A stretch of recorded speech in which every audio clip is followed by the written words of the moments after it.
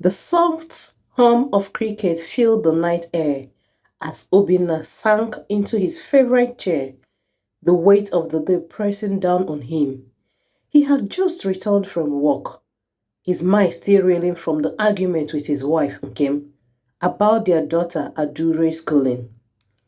I can't afford such a ridiculous amount of money just for school fees, Obinna had explained, his voice echoing through the living room. Nkem, her eyes fierce and unwavering, countered Obinna. We are rich now. God had blessed us, and Adaure is our only child. She deserves the best. No, she deserves the world. Nkem, but her former school was good. She's doing well there. She just won a competition. Why do you want to send her to another school? Nkem's face softened for a moment, but her resolve remained. My friend Ijeoma told me about this prestigious school where all the elites send their children. I want Adaure to be among them. I want her to have what I never had. Obinna stared at her, a mist of frustration and love in his eyes. Nkem, we can't just send our daughter to a school because it's where the rich go. What about the school's morals, the quality of the teachers? Have you even prayed about this? Nkem hesitated, but then lied smoothly. Of course, I have, Obin. Little did she know their daughter Adaure had been listening to the entire conversation from the shadows, her heart heavy with fear and uncertainty.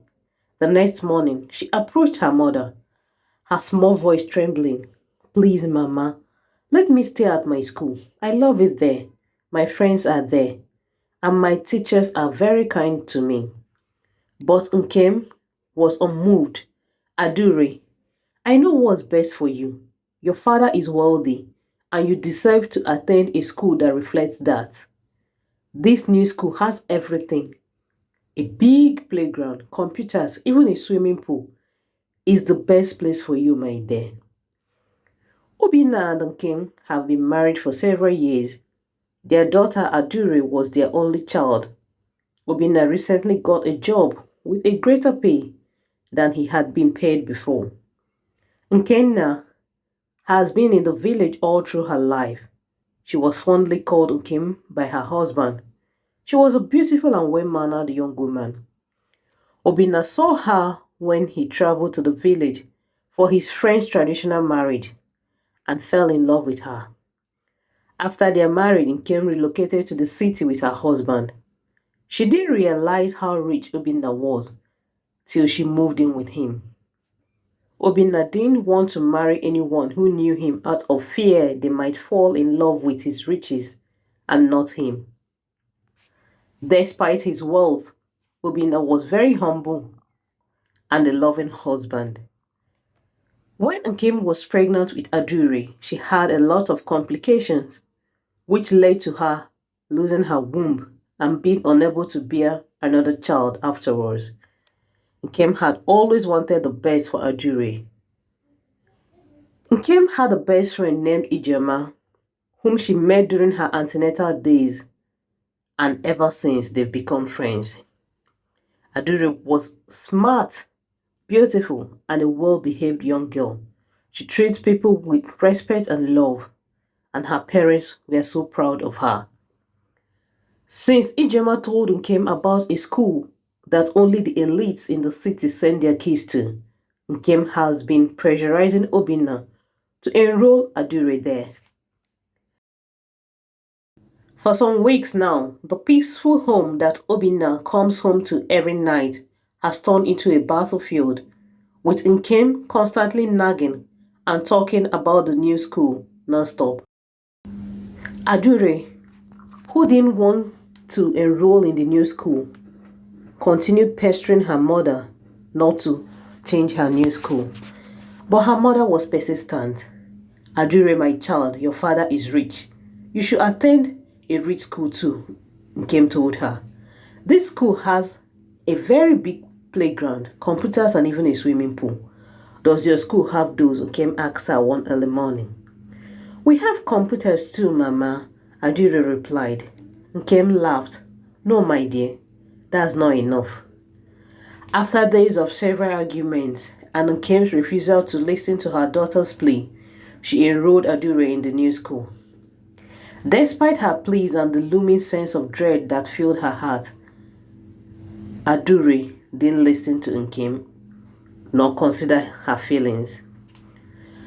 At first glance, it was everything Nkem has promised, a grand with sprawling fields and modern facilities. But to Adaure, it felt cold and unwelcoming, a place where she didn't belong. From the moment she stepped foot in the school, Adaure was an outsider. The other children dressed in finest attires, comes with sophisticated gadgets and food, eyed her with disdain. Some were outright cruel, mocking her for being the new girl from a lesser background.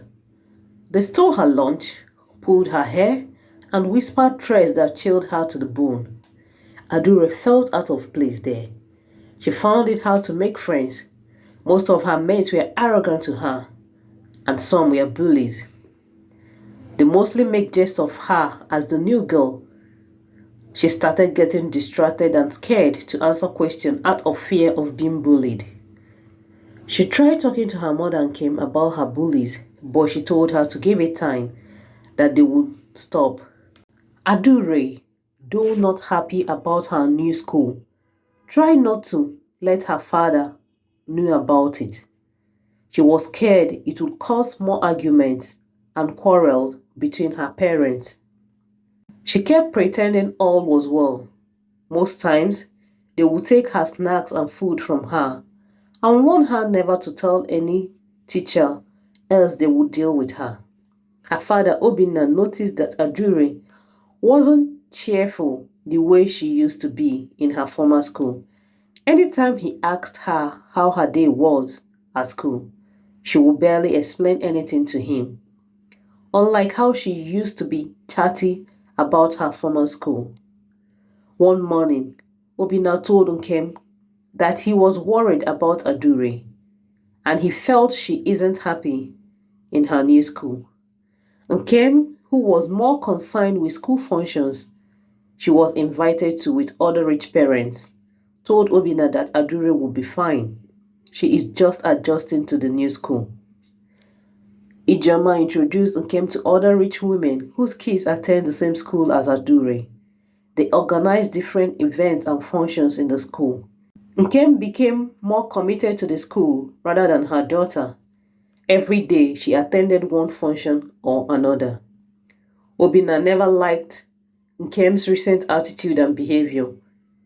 He told her that Ijeoma was misleading her. He tried to caution her, but she refused. For Adaure in the new school, fitting in was impossible. The bullying grew worse, and Adaure's spirit began to wither. She no longer smiled or laughed as she used to. Instead, she hid in a quiet corner near the bathrooms, trying to escape the torment from her bullies. Most teachers are afraid of some of those kids because their parents are influential and rich. They don't listen to the teachers nor pay attention in class, which makes it impossible for Adaure to get help from school since she can't get any help from home, nor from her mother. Obinna noticed the change in his daughter. She was no longer the cheerful, chatty girl who loved school. Instead, she was withdrawn, her eyes haunted by fear.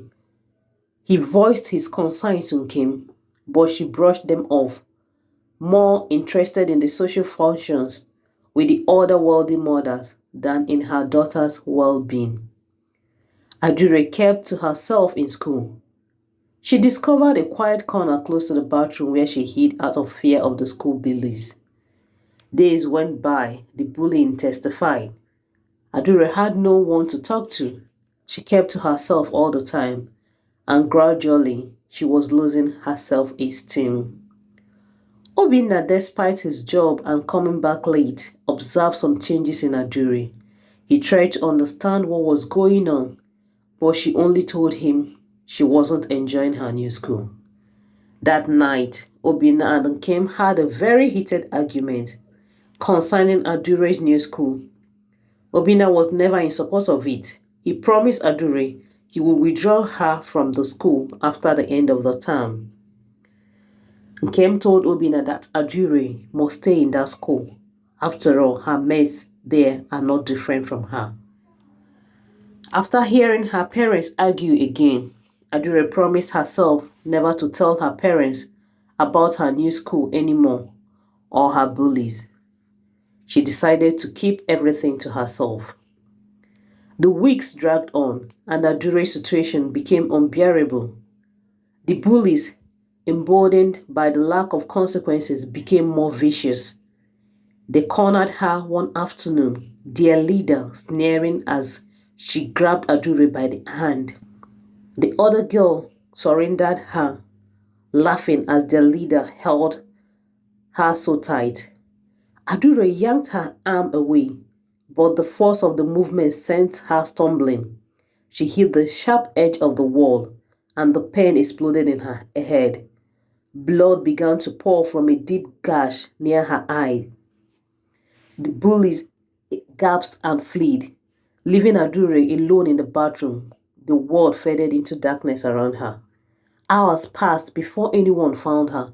The school, fearing a scandal, covered up the incident, telling Obinna and Nkem that Adaure had simply slipped and fallen. But Obinna knew something was wrong.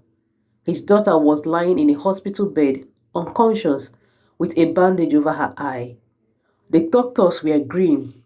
They had managed to save her life, but she would never see out of her left eye again. When Adaure finally woke up, she tearfully told her father everything. The bullying, her pleas for help that had fallen on deaf ears, how her mother had ignored her suffering. Obinna's heart broke as he listened, rage boiling within him. But he kept to himself. Nkem, realizing the gravity of her mistake, begged for forgiveness. But Obinna couldn't bring himself to speak to her.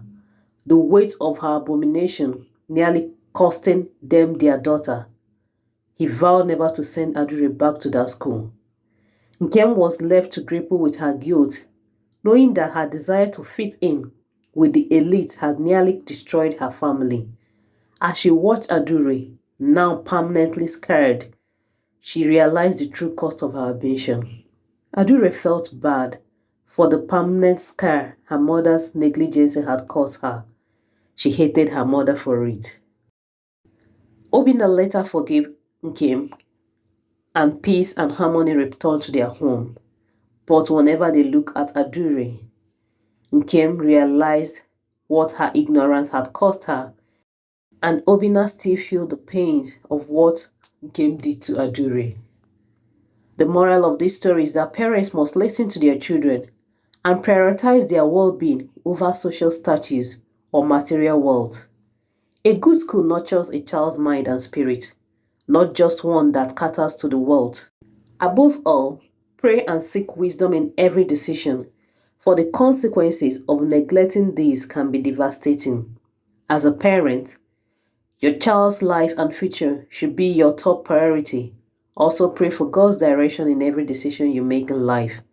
Until next time, thanks for watching.